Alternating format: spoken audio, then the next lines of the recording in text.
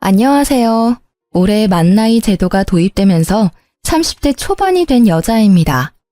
물론 30대 중반에 걸쳐져 있다가 초반으로 내려가는 게 무슨 의미가 있냐 싶겠지만 무언가 다시 시작할 수 있게 된 그런 기분이랄까요? 왜냐면 제가 이혼을 한번 했거든요. 물론 시원하게 잊고 새 출발할 생각이긴 했는데 나이까지 젊어지니까 더 많은 걸 할 수 있을 것 같더라고요. 그래서 새 출발은 바로 여기서 제 이야기를 풀어놓는 걸로 출발하려 합니다. 저희 부모님 세대야 결혼하면 시집살이 남자가 갑이고 여자는 을이라는 제도가 심했잖아요. 하지만 요즘 사람들이 그러나요? 내가 불리하고 내가 당하는 걸 가만히 참고 있지 않죠. 저도 그랬어요. 괜찮은 남자인 줄 알고 결혼했더니 똥 밟은 거나 다름없었거든요. 그래서 피도 눈물도 없이 제가 당한 만큼 갚아주고 이혼하고 나서도 계속 지옥을 맛보게 해줬어요. 제가 무슨 일을 당했고 어떻게 대갚아줬는지 궁금하시다면 지금부터 집중해주세요. 서진 씨는 언제부터 재테크에 관심이 있었어요? 저희 스터디 모임 사람들 중에서도 서진 씨가 제일 잘 아시는 것 같아서요. 저는 시작한 지 얼마 안 돼서 조금 어렵더라고요. 저는 대학생 때 주식부터 조금씩 시작했어요. 부모님의 가정교육을 그대로 물려받았거든요. 그래서 어릴 때부터 재테크에는 계속 관심이 있었던 것 같아요. 취직하고는 부동산 경매나 매매도 한번 시도해봤고요. 우와, 정말 대단하세요. 그러면 서진 씨, 혹시 저도 서진 씨 옆에 있으면 서진 씨처럼 될 수 있나요? 몇 가지 물어보고 싶은 게 있는데 시간 되시면 언제 밥 한 끼 같이 먹어요? 제가 살게요. 남편과 저는 부동산 스터디 모임에서 처음 만났어요. 친정 부모님이 재테크로 빛을 본 사람들 중 하나였고요.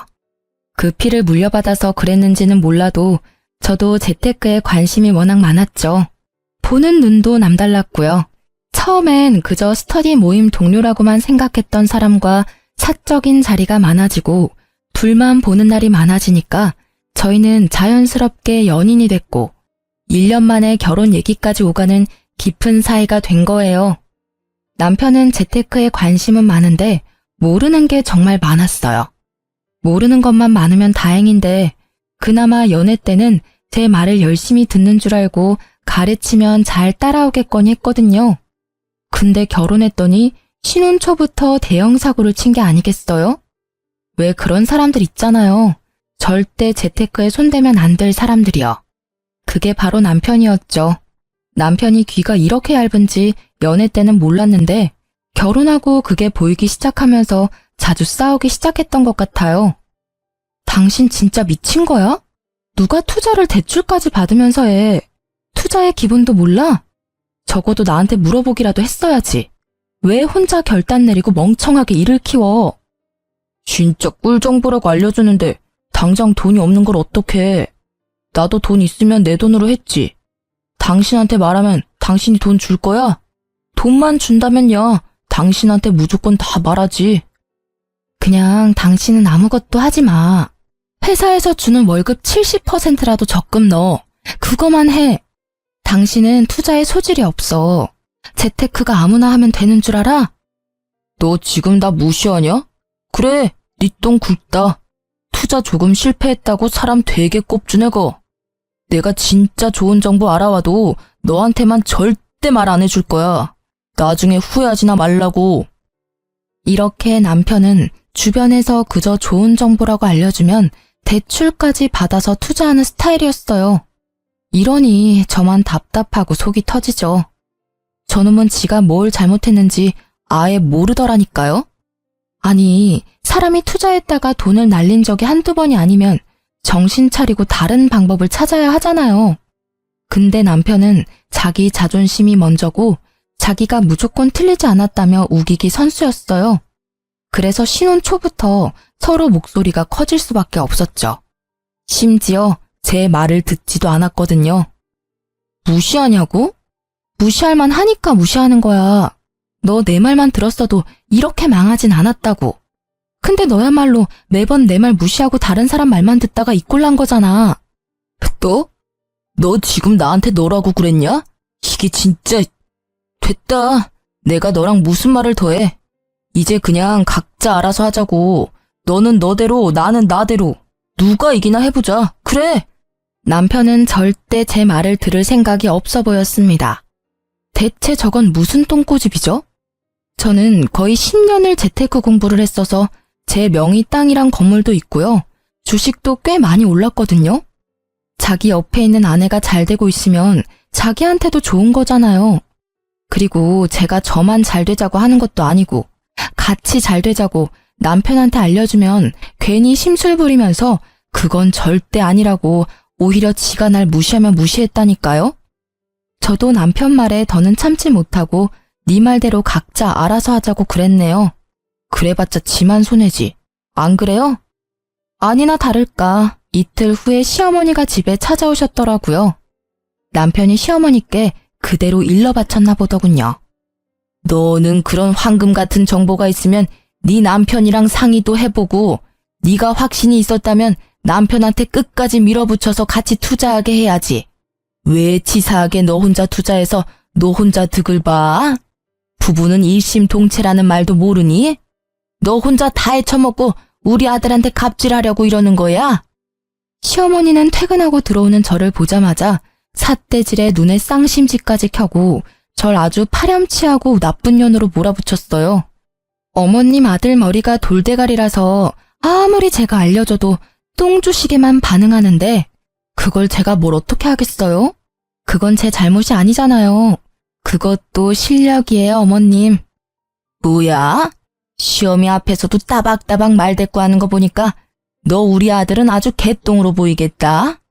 지금 네가 돈 좀 쥐고 있다고 우리를 아주 우습게 보나 본데 사람 일은 어떻게 될지 모르는 거야. 네가 아무리 재테크에 능하니 어쩌니 해도 한순간에 쫄딱 망하는 게 그 재테크라고. 알아? 그래서 사람들이 공부하는 거예요, 어머님. 근데 남편은 공부하려는 노력도 없이 그저 돈만 벌고 싶어서 다른 사람 말만 듣다가 어머님 말씀처럼 쫄딱 망했잖아요? 어머님도 더 나이 들어서 자식 때문에 쫄딱 망하고 싶지 않으시면 남편 부추기지 않는 게 좋아요.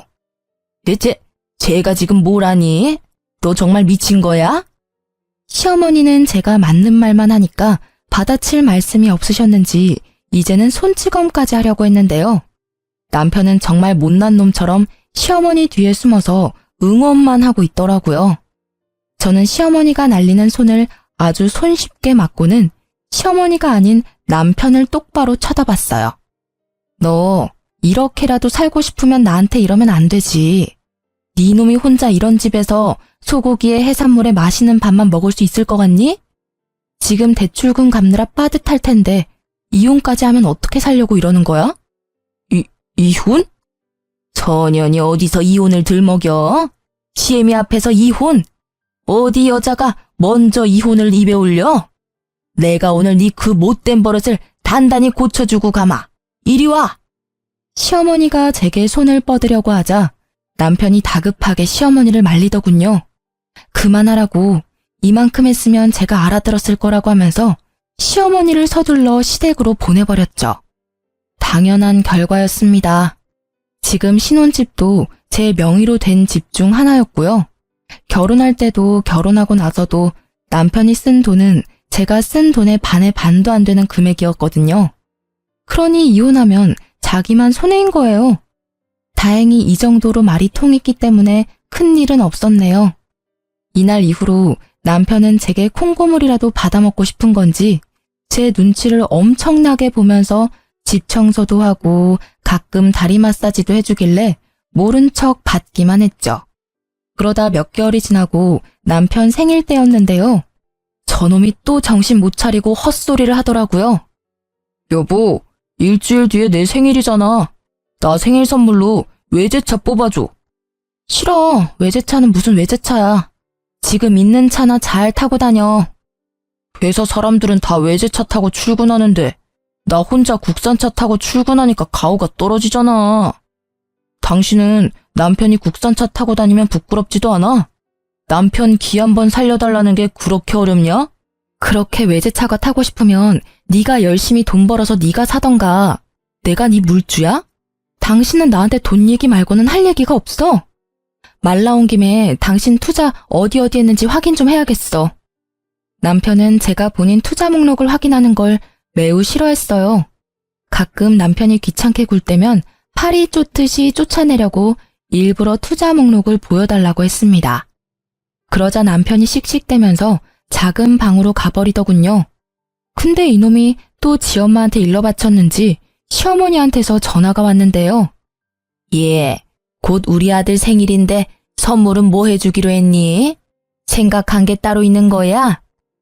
아니요, 아직 시간이 조금 남아서 따로 생각한 선물은 없어요. 왜요? 잘 됐네. 그러면 우리 아들 그 차 한 대만 뽑아줘라. 얘가 요즘 통 기운이 없더라고.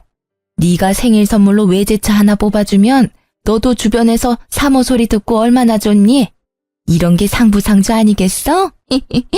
내가 봐놓은 차가 있는데. 어머님, 그런 거 선물이라고 막 사주면 버릇만 나빠져요. 본인이 그렇게 좋은 차 타고 싶으면 차주 먼저 좋은 사람이 돼야 하지 않겠어요?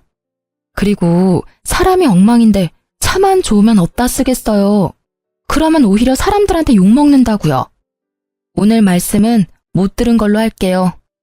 아마 제가 저렇게 말하면 남편 귀에도 들어갈 거예요. 퇴근하고 집에 갔더니 역시나 삐져 있더라고요. 대체 왜 삐졌는지는 이해할 수 없어서 그냥 내버려 뒀어요. 제가 달래줘야 하는 의무는 없으니까요. 그런데 3일이 지났나? 갑자기 남편이 저한테 먼저 말을 걸어왔는데요. 정말 지금 생각해도 황당하기 짝이 없는 말이었죠. 나 차 폐차했어. 뭐? 멀쩡한 차를 왜 폐차해? 당신 미쳤어? 멀쩡하긴. 하나도 안 멀쩡했어. 그래서 내가 외제차 생일 선물로 받고 싶다고 그런 건데. 나 이제 차도 없는데 생일 선물로 사주면 안 돼? 진짜 고장 안 내고 잘 타고 다닐게. 응? 여보, 출퇴근하려면 차는 있어야 하잖아. 불편하게 어떻게 버스나 지하철을 타고 다녀 내가. 당신이 당신 차 폐차시킨 건데 왜 내가 외제차를 사줘야 한다는 결론이 나오는 거지? 버스를 타고 출근하든 지하철을 타든 걸어가든 당신 알아서 하세요. 남편이 싸지른 똥 치우려고 결혼한 게 아니거든. 난 네 와이프지 네 엄마가 아니니까. 남편의 속내가 훤히 보이는 짓에 더는 반응해주지 않았습니다. 폐차시키고 오면 제가 차를 사줄 거라는 발상은 대체 어디서 나온 거죠? 진짜 웃기지 않아요? 저러니 머리 나쁘단 말을 들어도 지가 머리 나쁜지 모르고 살잖아요. 어차피 지 분에 못 이겨서 저지른 일인데 제가 거기에 일일이 반응해주면 더 날뛸 게 분명하니까 애초에 안 된다고 단호하게 말하고 그 이후엔 눈 하나 깜빡하지 않는 태도로 일관했답니다. 남편은 출퇴근을 지하철 타고 하더라고요. 불편한지 집에서 계속 투덜대는데도 무시했어요. 그런데 이놈이 또 사고를 친 겁니다. 어쩐지 이날은 제 눈치를 막 보면서 일찍 출근해야 한다고 먼저 불이 나게 나가더니 제 차를 타고 출근했더라고요. 그것도 저 몰래 간다고 거짓말까지 하면서요. 이 정도 선에서 그쳤다면 제가 사연을 쓰지도 않았겠죠. 이날은 제가 휴무 신청해서 집에 있었거든요. 남편이 퇴근하고 와서도 몰랐어요. 제가 차가 망가진 걸 안 건 바로 다음날 출근할 때였습니다. 저는 누가 제 차를 박은 줄 알고 바로 블랙박스를 확인했는데요. 근데 웬걸 범인이 남편이더군요. 일단 사진을 찍어두고 택시 타고 출근했네요. 도무지 일이 손에 안 잡혀서 반차 내고 집에 돌아갔죠. 남편이 퇴근하고 오자마자 핸드폰으로 찍은 사진을 얼굴 앞에 들이밀면서 따져 물었어요. 미쳤어? 이제 내 차도 폐차시키려고 작정한 거야? 너 이거 어쩔 거야? 어쩔 거냐고. 나 아니야. 내가 했다는 증거 있어? 방금 퇴근하고 와서 피곤한 사람한테 난리야? 증거가 없어? 너 바보냐? 블랙박스에 다 찍혀있는데 증거가 없긴 왜 없어? 대체 내 차로 뭘 한 거야? 뭘 했길래 사이드 미러는 덜렁거리고 차 문이 다 긁혀있냐고. 나도 억울해. 주차장에 좋은 자리가 거기 한 군데였는데 그 옆에 어떤 놈이 주차를 역같이 해놨잖아. 그래도 어떡해. 주차는 해야지. 그 차 안 긁으려고 하다가 반대편 벽에 사이드 미러가 눌리면서 차가 다 긁혔더라고. 야, 그걸 지금 말이라고 해? 너 내가 준 물건들 전부 뺏기고 싶어? 차도 없는 마당에 알몸으로 회사 출근해 볼래? 이 집에 네 물건은 네 몸뚱아리 하나뿐이면서 감히 내 차를 몰래 타고 나가서 사고까지 내고 와? 너 내 손에 진짜 죽어볼래? 저는 열받을 대로 받아서 남편에게 막말을 서슴지 않았어요. 아니, 막말이 미친 듯이 나왔죠.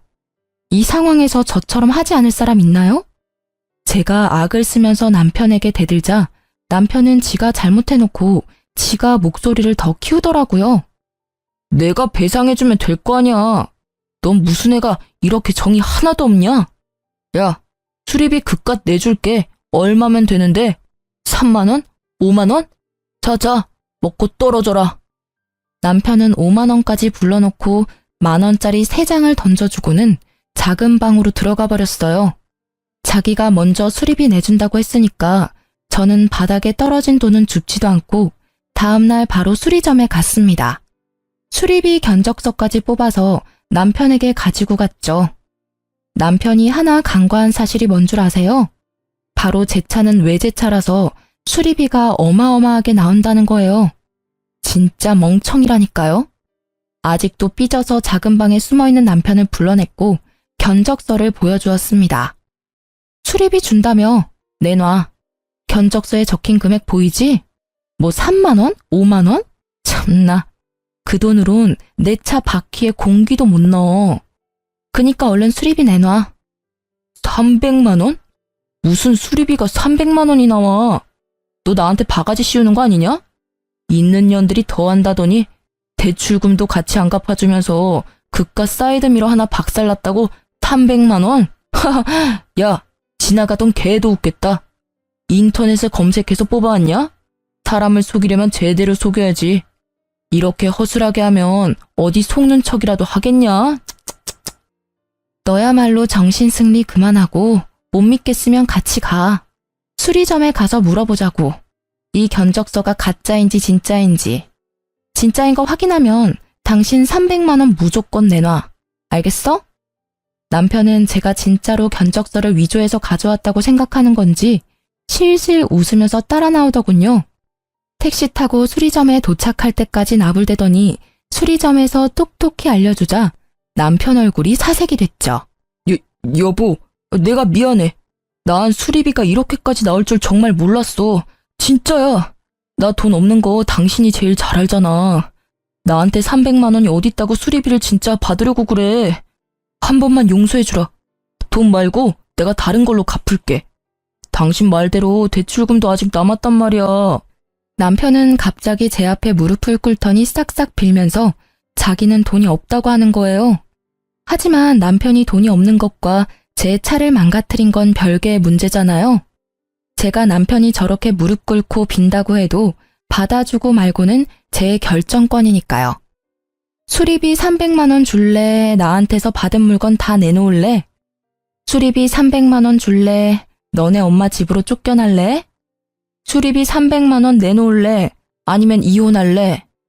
저는 남편에게 협박하듯이 남편을 몰아붙였습니다.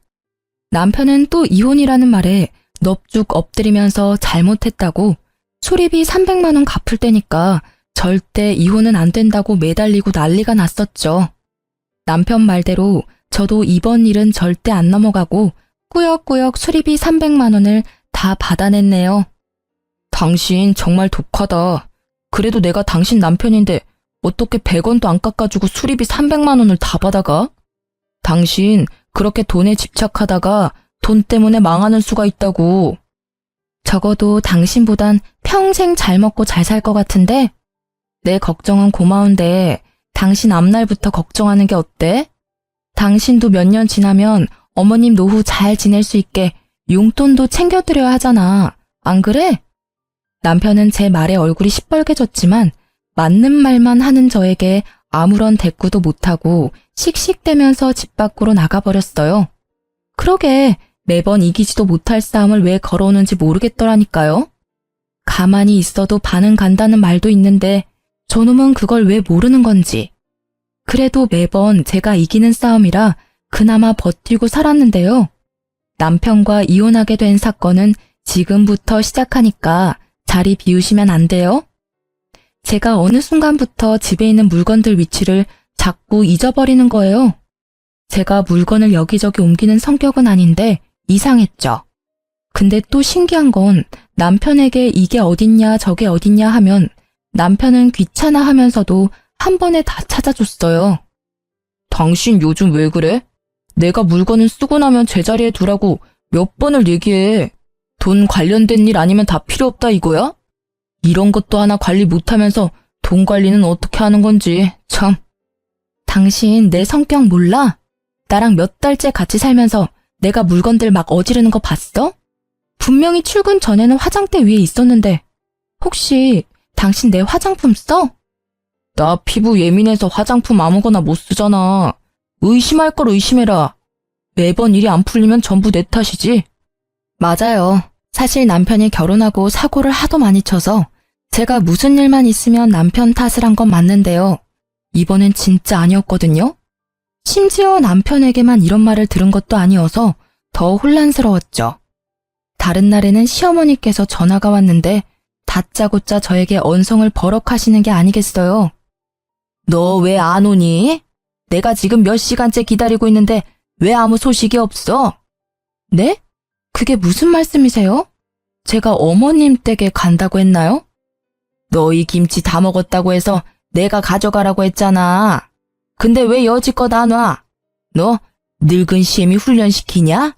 기다리면 올 줄 알았더니 한참을 기다려도 인기척이 없어서 전화했다. 근데 넌 까맣게 잊어버리고 있고 챙겨주려고 해도 네가 이딴 식으로 나오니 내 입에서 좋은 말이 나오겠어? 얼른 와서 김치 가져가. 분명 전 시어머니한테 받은 연락이 아무것도 없었는데 더욱 소름 끼치는 건 시어머니가 말한 날에 정확하게 통화 내역이 남겨져 있더라고요. 한두 번에 그쳤다면 또 그러려니 할 텐데 한 달이 넘도록 그런 일로 스트레스를 받았다면 믿어지시나요? 냉장고에 리모컨이 들어가 있는 건 기본이고 제가 바르던 립스틱이 신발장에 들어가 있고 한 번은 집에서 밥을 먹다가 잠시 업무 전화로 베란다를 갔다가 왔더니 밥그릇이 통째로 사라진 거 있죠? 남편에게 물으니 제가 다 먹고 치우고 갔다는데 물어볼 사람이 남편밖에 없으니 믿을 수밖에요. 하여튼 이런 일이 반복적으로 있다 보니 저 스스로도 위축되고 말았죠. 옆에서 남편은 건망증 아니냐며 투덜대지 시모는 자꾸 전화해서 왜 오기로 했는데 안 오냐며 압박 주지. 저도 모르게 자존감이 뚝뚝 떨어지고 말았죠. 더군다나 하루는 너무 답답한 마음에 회사 사람들한테 썰을 풀었더니 치매 초기 증상 아니냐고 진지하게 병원 가보란 말까지 들었네요. 그쯤 되니까 제가 정상이라는 것에 확신이 들지 않는 지경에 이르렀죠. 이후로 회사에서도 괜히 눈치가 보이는 건 물론이었고요. 여보, 내가 요즘 정신이 진짜 이상해진 것 같아. 사람들 말로는 치매 초기 아니냐고 병원 가보래. 당신이 보기에도 내가 그렇게까지 심각해 보여? 나 진짜 병원 가서 검사라도 받아볼까? 치매는 무슨, 괜히 다른 사람 말에 휘둘리지 마. 치매 검사 비용이 한두 푼인 줄 알아? 당신 그 뭐냐? 최근에 회식 많이 하더니 술 때문에 그러는 거네. 그러니까 술을 좀 작작 마셔. 일주일에 두세 번꼴로 술을 마시는데 네 정신이 멀쩡한 날이 있겠냐? 저는 남편의 그럴싸한 말에 고개를 끄덕였죠. 당연히 저도 아직 젊으니까 치매는 아니라고 생각해서 병원까지는 가지 않았어요. 원래 크게 아픈 게 아니라면 병원을 잘 안 가는 성격이기도 했거든요. 며칠 뒤 시어머니께 전화가 와서 받았더니 대뜸 저에게 칭찬을 해주시는 거예요. 예, 너 정말 잘 생각했다. 진작 그랬으면 얼굴 붉힐 일도 덜 했을 거 아니야. 그래도 생각보다 일찍 결정했으니 내 그건 칭찬하마. 이제야 나도 마음이 한결 놓이네. 네? 뭘 칭찬하신다는 거예요? 어머님, 전화 잘못 거신 것 같은데요. 잘못 걸기는 내 며느리한테 잘만 걸었구만. 네가 우리 아들한테 네가 가진 땅이랑 건물 두 채 그거 우리 아들 명의로 해주겠다고 했다면서. 그 말 듣고는 요 근래 근심 걱정이 싹 내려갔잖니. 어머님, 죄송하지만 저는 남편한테 그런 말 한 적 없어요. 남편이 그러던가요? 제가 제 땅이랑 건물을 자기 명의로 하게 해주겠다고? 어머님, 저 남편이랑 잠깐 통화 좀 할게요. 저는 시어머니 말씀에 어이가 없었어요.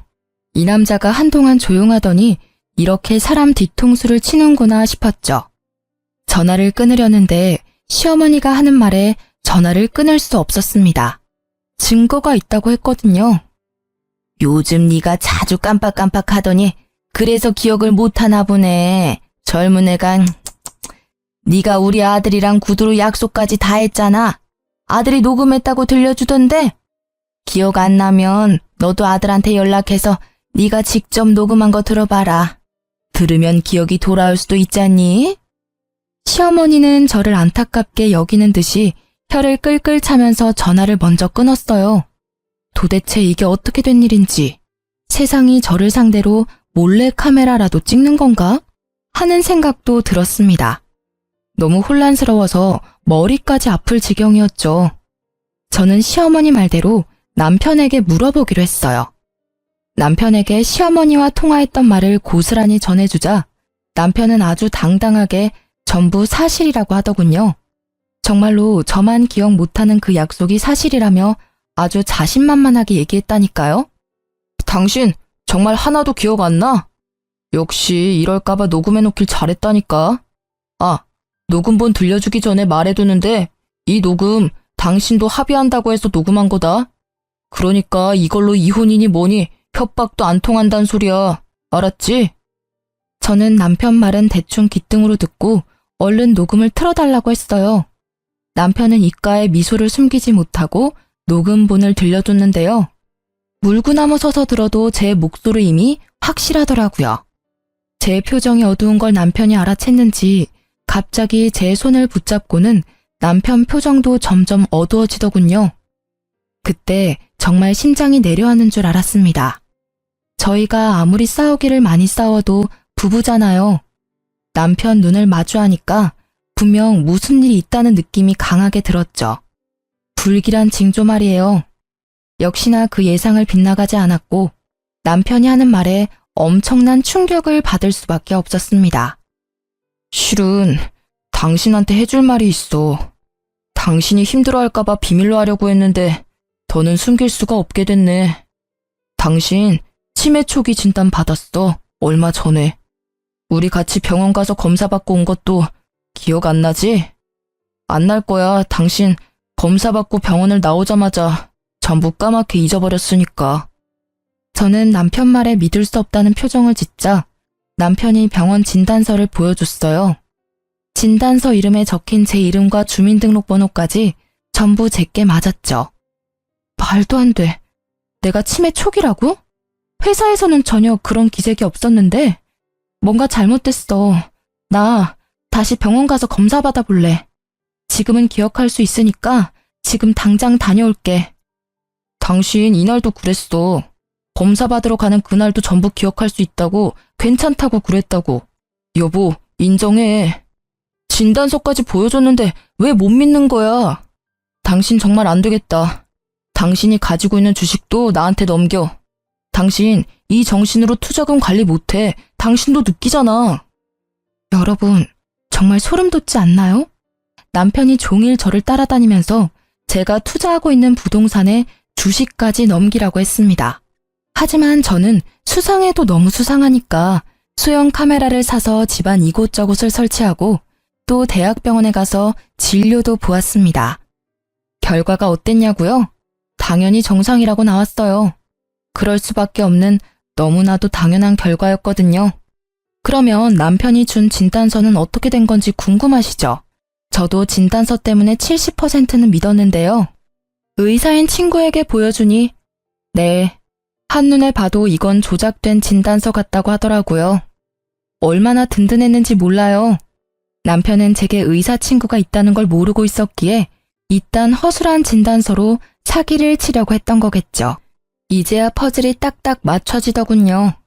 저는 치매가 아니었고 남편은 저를 치매로 만들기 위해서 일부러 집안 물건을 옮겨놓고 제가 깜빡한 것처럼 가스라이팅까지 하며 큰 그림을 그리고 있었어요. 느낌상 시어머니도 한패인 듯 했습니다. 그러니 제게 매번 전화해서 왜 안 오냐고 소리쳤겠죠. 남편이 씻을 때 핸드폰 비밀번호를 풀어서 제 목소리가 녹음된 음성 파일을 제 핸드폰에 전송하고 흔적은 모조리 지워놓았어요. 알아보니 음성 변조 어플로 변조한 제 목소리라더군요. 여보, 퇴근하고 변호사 사무실에서 보자. 당신한테 해주고 싶은 말이 있어. 이제 내 말 믿어주는 거야? 그래, 잘 생각했어. 너무 오래 고민해도 머리만 아프지. 나 곧 있으면 퇴근이니까 바로 변호사 사무실로 갈게. 참 여보, 인감도장 잊지 말고 꼭 챙겨와. 남편은 제 전화에 신이 나서 웃음을 숨기지 못하더라고요. 아주 자기가 사기꾼이라고 동네방네 소문내는 스타일이었죠. 아무튼 저는 진단서가 가짜라는 걸 밝혀준 의사 친구와 함께 변호사 사무실로 찾아갔습니다. 아유, 우리 아가 왔니? 오는 길 힘들진 않았고 정신도 온전치 못하면서 왜 따로 왔어? 우리 아들이 네 회사 앞으로 데리러 갈 수 있는데 그래도 잘 찾아왔으니 됐어. 그 정신으로 가지고 있는 재산 다 날리기 전에 얼른 우리 아들 명의로 바꾸자꾸나. 인감도장 가지고 왔구나? 변호사님, 이 사람이 제가 말씀드린 치매 걸린 와이프입니다. 오늘 이 사람이 저한테 전 재산 양도하기로 했거든요. 아픈 아내를 둔 남편인 제가 해야 할 도리니까요. 저는 어떠한 말보다 손이 먼저 나갔어요. 남편 뺨을 냅다 때렸습니다. 사무실 안이 울릴 만큼 소리가 컸죠. 변호사에게 남편이 위조한 진단서를 보여줬고 의사인 친구가 변호사에게 모든 상황을 설명해줬어요. 이건 제가 얼마 전 대학 병원에서 온갖 검사를 다 받은 진단서예요. 당연히 정상으로 나왔고요. 저놈들이 제 재산을 뺏어가려고 진단서까지 위조해서 저를 심신미약자로 만들려고 한 연놈들이라고요. 무슨 소리라는 거야? 당신이야말로 왜 이래? 당신 아직도 치매라고 못 받아들인 거야? 이런다고 상황이 달라지는 건 아무것도 없어. 변호사님 앞에서 부끄럽게 그만하지 못해? 거기 우리 며느리 친구 의사라고 한 것 같은데 의사면 이렇게 진단서를 가짜로 만들고 해도 되는 거예요? 친구가 정신이 안 좋고 그러면 납득할 수 있게 해줘야지. 이딴 거나 만들어주는 게 무슨 친구라고? 예, 너 당장 저 친구랑 연 끊어라. 네 인생에 하나도 도움 안 될 친구야. 내가 딱 보면 알지. 내 인생에 하나도 도움 안 될 사람은 내 친구가 아니라 바로 당신들이야. 변호사님, 이 녹음도 저 사람들이 목소리 변조해서 만든 거라네요? 제 목소리가 아니라요. 이러면 저 사람들 처벌할 수 있는 거죠? 전 절대 합의해줄 생각이 눈꼽만큼도 없거든요. 네, 허위로 작성했다는 사실이 밝혀진다면 허위 진단서 등 작성죄로 처벌할 수가 있죠. 그런데 친족상도례라는 특례 제도가 있어서요. 고소하더라도 배우자 간 발생한 절도죄와 사기죄 등의 재산범죄에 대해선 형을 면제받을 수가 있거든요. 시어머니와 남편은 더욱 기세등등하게 나오더라고요. 저는 태블릿에 다운받아온 영상 하나를 보여주며 말했죠. 이걸로도 충분히 이혼 소송은 할 수 있지 않나요? 저 위자료도 청구하겠습니다. 저들이 저를 심신미약자로 만들고 제 돈까지 갈취하려 했던 시간에 대한 위자료요. 그건 제가 집 곳곳에 숨겨놓은 소형 카메라에 찍힌 영상인데요. 남편 놈이 제가 썼던 물건을 곧바로 옮겨놓고는 뻔뻔하게 모르는 척하는 모습이 적나라하게 찍혀 있었죠. 심지어 제 휴대폰 비밀번호도 알고 있었는지 몰래 가져가 시모와의 통화 기록을 남겨둔 것도 모조리 찍혀 있었죠. 네, 충분히 가능합니다. 그리고 한 가지 말씀 못 드린 게 있는데 남편분 무슨 생각으로 이런 일까지 벌이셨는지 모르겠지만 의사소견에 의해 치매 상태인 게 인정이 되면 명의 이전에 대한 모든 계약은 이전 무효 처리가 됩니다. 말 그대로 정상적으로 이루어진 소유권 이전 등기가 아니기 때문이죠. 어쨌거나 계획하신 대로 진행하셨어도 원하시는 소유권은 인정받기가 매우 힘들다는 말입니다. 그리고 재산 관치를 목적으로 의사소견서를 허위 작성하셨으니 이혼 청구에 대한 아내분 소 제기는 충분히 가능한 일이죠. 그러자 시어머니와 남편이 서로 눈치를 막 보다가 시어머니가 먼저 무릎을 꿇길래 공범이라는 걸 확신했네요. 남편도 시어머니 따라 무릎을 꿇었고요. 아이고, 내가 잘못했다. 우리 아들은 아무 죄가 없어요. 내가 전부 시켜서 한 일이야. 그러니 이혼 소송만은 하지 말아다오. 네가 자꾸 우리를 무시하고 우리 아들한테 이혼으로 협박하니까 그래서 우리도 네가 다시는 이혼 소리 못하게 겁만 살짝, 아주 살짝 주려고 했던 게야, 응? 맞아. 엄마 말이 사실이야. 내가 못나서 자존감이 낮아서 당신한테 화풀이 한 거야. 내가 미안해. 나도 다 잘못했고 전부 다 사과할게. 그리고 따지고 보면 당신이 공동명의로 안 해줘서 그런 것도 없지 않아 있지. 그래, 아가, 네가 너무 심하긴 했지. 너희가 결혼한 지 몇 달인데 공동재산이 없는 게 말이 돼? 그것도 여자가 재산이 너무 많으면 집안이 망해요, 망해. 아들 명의로 바꾸면 내가 얻는 게 뭐가 있다고 이랬겠어. 다 니들 잘 살라고 내가 도와준 거지. 이혼 소송할게요, 변호사님.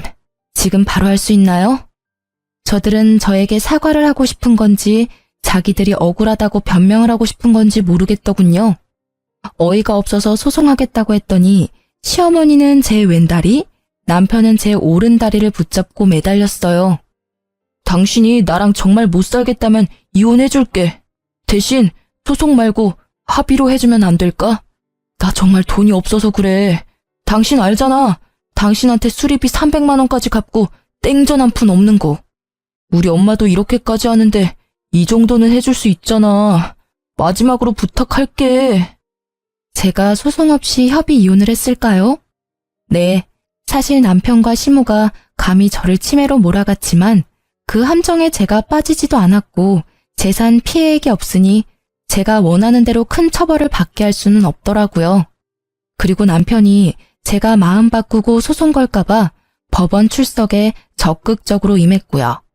가장 빠른 날에 협의 이혼 신청서를 냈고 아이도 없어서 숙려기간 모두 출석해 2달 만에 빠른 이혼을 했죠.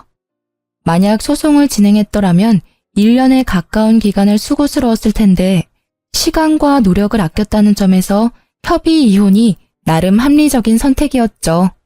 그런데 그거 아시나요? 사촌이 땅을 사면 배가 아프다는 속담 말이에요.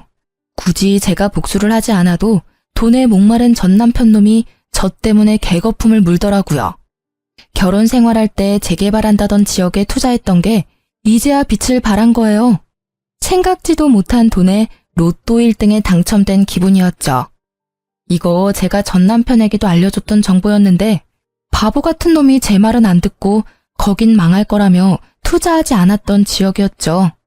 아주 쌤통이라는 생각이 들었는데 때마침 모르는 번호로 전화가 오더라고요. 1년 만에 듣는 전 남편 목소리더군요.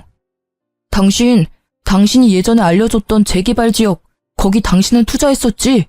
분명 망할 거라고 했는데, 에이씨, 아까워 죽겠네. 그 돈만 있었어도 이렇게는 안 살 텐데. 우리 엄마가 나한테 재산 안 물려주겠다고 죽어서도 가지고 갈 거라는데, 나 이제 어떡하지? 소연아, 나 이제 돈 한 푼도 없어. 정말 거지라고. 그러니까 나한테 정보 하나만 알려주라, 응? 아, 아직도 정신 못 차리고 사네? 역시 사람은 고쳐 쓰는 게 아니라더니 딱 너한테 하는 말인가 보다.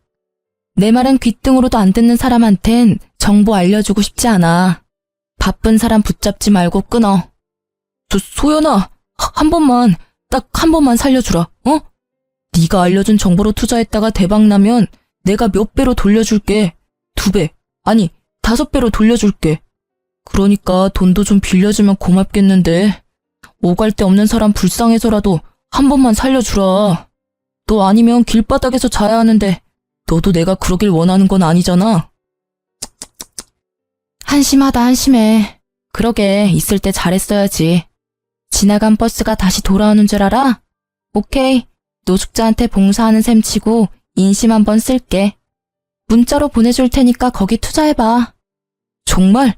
정말이야? 역시 소연이 너밖에 없다. 돈은 안 빌려주는 거지? 그래도 이게 웬 떡이냐? 네가 알려준 정보면 무슨 수를 써서라도 투자해야지.